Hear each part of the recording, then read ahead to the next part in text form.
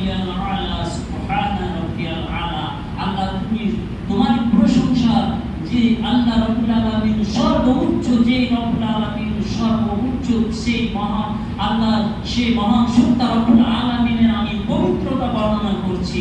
এই বলে যখন সাজদাতে পড়ে যায়, তখন আল্লাহ রাসূল বলছেন যে আকরা মা ইয়াকুনুল আবদু তোমরা আল্লাহ অতি নিকটে হয় সাজদা রত অবস্থাতে। অতএব ফাকসির দোয়া, তোমরা বেশি বেশি করে সাজদা অবস্থাতে তোমরা দোয়া করো, বেশি বেশি করে অধিক পরিমাণে সাজদাতে তোমরা দোয়া করো। পড়ে যে কেন সাজদা এমন একটা জিনিস যে আল্লাহর কাছে যা কিছু বলবা আল্লাহ তোমার সেই সময়ে তোমার গ্রহণ করবে, কবুল করবে, আল্লাহ সেখানে শুনবে। তখন আল্লাহ ও তো মাথা নত করে নিয়েছে আমার কাছে, যা চাইছে আমি তাই দেবো, কেন আমাকেই মাথা নত করেছে, আর পৃথিবীর কোন শক্তিকে মাথা নত করেনি, আমার শক্তির কাছে সে মাথা নত করে নিয়েছে। তো আমাদেরকে সাজদা অবস্থাতে মানে বেশি বেশি করে দোয়া করতে হবে, আর সাজদা করতে হবে নবী সাহেব যেভাবে সাজদা করেছেন সেইভাবে আমাদেরকে সাজদা করতে হবে। এবার একটি মাত্র এখানে আমি একটি কথা বলছি, সেটা হচ্ছে এই যে আমরা আমাদের বিশেষ করে আমাদের মসজিদে পূর্ণ জায়গা হয়ে গেছে, যতটুকু দরকার সেই অনুযায়ী জায়গা হয়ে গেছে। আমি এর আগে বলেছি যে যখন তোমরা সাজদাতে যাবা তখন তোমার হাঁটু থেকে, আবু দাউদের হাদিস, যে হাঁটু থেকে তোমার 1.5 হাত দূরে, আনুমানিক 1.5 হাত দূরে তোমার জন্য সাজদাটা হয়। কত হাত? 1.5 হাত দূরে হাঁটু থেকে। আপনি তার সাথে বসে আছেন ধরেন, এবার সাজদাতে যাবেন, সে হাঁটুর এখান থেকে নিয়ে আনুমানিক যে 1.5 হাত হয়, আর যখনই 1.5 হাত হবে তখন আপনার সিজদা তা মানে পূর্ণভাবে হবে, আর পিঠটা সোজা হয়ে যাবে। আপনার সমস্ত এই হাতের বাহুগুলো আপনার কি হবে, মানে সিধা হয়ে যাবে, হাঁটুগুলো সিধা হয়ে যাবে, পিঠগুলো সিধা হয়ে যাবে। তাহলে বুকড়ি হয়ে লুজ হয়ে সিজদা করতে হবে না। আর তার জন্য আমাদের এই মসজিদকে মিন সালাসে আজরাইল, বুখারী শরীফে 506 নম্বর হাদিস এবং বুখারী মুসলিমের 506 নম্বর হাদিসে এসেছে মিন সালাসে আজরাইল, তোমরা যখন দাঁড়াবে তখন তোমরা 3 হাত দূরে তোমরা দাঁড়াবে।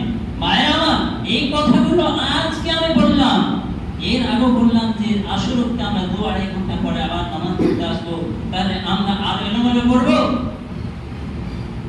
আমি আপনাদের কি বলবো, কোন কথাটা বলবো, কোন উপদেশটা আপনাদের দেব, কোন বিষয়টা দেব বলেন?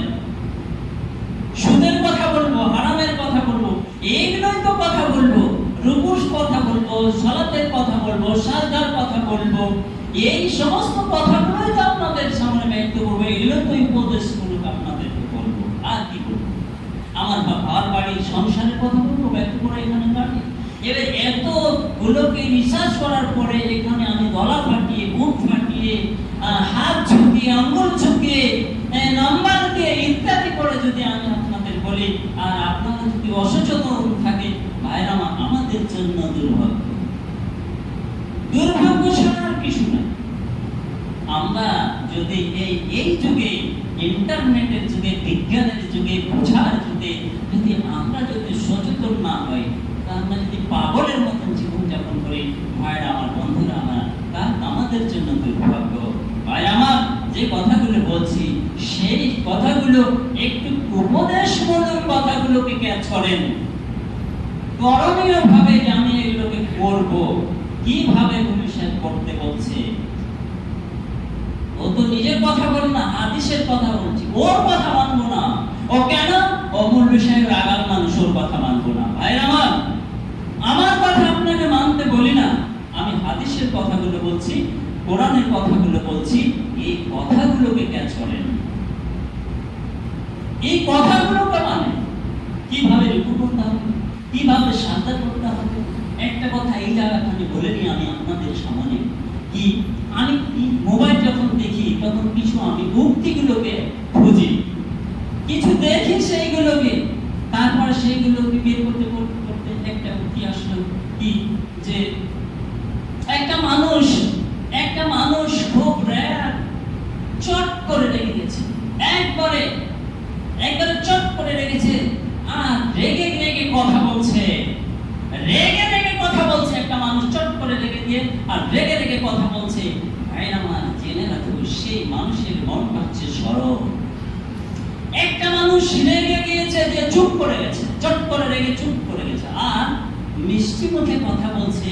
ভাই আমার, জেনে রাখো সেই লোকটা যে মুচকি মুখে হাসি মুখে আপনার কাছে কথা বলছে রেগে যাওয়ার পর, শয়তানের চেয়েও সেই মানুষটার হৃদয়খানা ভয়ঙ্কর, শয়তানের চেয়েও ভয়ঙ্কর।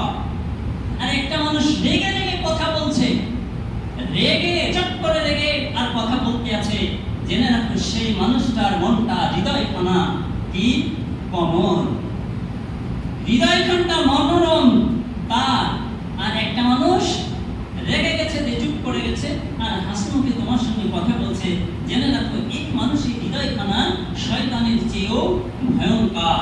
তা আমি বলি, যদি রেগের কথা বলি, ভাই আমার, আমি আপনাদের কি ক্ষতি করেছি? আপনি বলুন, একটা মানুষ বলুন যে আপনার আমি কি ক্ষতি করেছি? বলুন, কি ক্ষতি করেছি? কোনদিন আঘাত দিয়ে কথা বলেছি আপনাকে? রেগে যদি কথাটা বলি, তো আমার ব্যক্তিগত কথা আমি এখানে বলি না, রেগে গিয়ে আমি কি বলেছি? হাদিস এবং কোরআনের কথা আপনাদের সামনে আমি ব্যক্ত করছি। এই যে হাদিসগুলো নাম্বার দিয়ে দিলাম, কোরআনের নাম্বারও দিয়ে দিলাম, অমুক জায়গাতে আছে, সন্দেহ হলে আপনি সেখান বাড়ি গিয়ে খুঁজে নেবেন, বের করে খুঁজে নেবেন। ভাইরা আমার, তারপরে আল্লাহ রাব্বুল আলামিন বলছে, ওয়াফআলুল খায়রা, তোমরা ভালো কাজ করো। এখানে নির্দেশ, আমর বিল মারুফ ওয়া নাহি আনিল মুনকার, তোমরা ভালো কাজ করো, নিজে ভালো কাজ করো, আর তোমরা অপরকে ভালো কাজের তোমরা নির্দেশ দাও, ভালো কাজ করো। একটা মানুষের হৃদয়খানা কঠোর হয়ে যায়। কখন কঠোর হয়ে যায়? একজন দার্শনিক বলছে যে তার হৃদয়খানা কখন কঠোর হয়ে যায়, যে যখন সেই মানুষটা অধিকাংশ মানুষের সাথে সময় কাটায়, মানে অধিকাংশ সময় থেকে মানুষের সাথে সে কাটিয়ে দেয়, বেশিরভাগ সময় মানুষের সাথে কাটায়।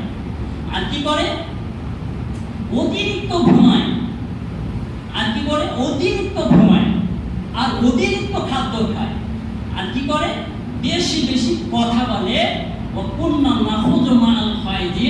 অনর্থকভাবে বেশি বেশি ভাবে মানে গুজব করতে থাকে।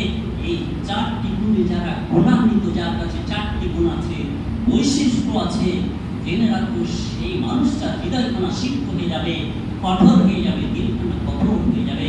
আর আল্লাহ রাসূল সাল্লাল্লাহু আলাইহি সাল্লাম বলছেন, তোমরা তোমাদের হৃদয়খানা তোমরা কমল হৃদয়ের করো, নবী সাহেবের হৃদয়ের মতন, হযরতে আবু বকরের হৃদয়ের মতন, হযরতে উমরের হৃদয়ের মতন, এইরকম হৃদয় এর জন্য গুণান্বিত, এইরকম হৃদয়ের গুণে গুণান্বিত হওয়ার জন্য তোমরা চেষ্টা করো।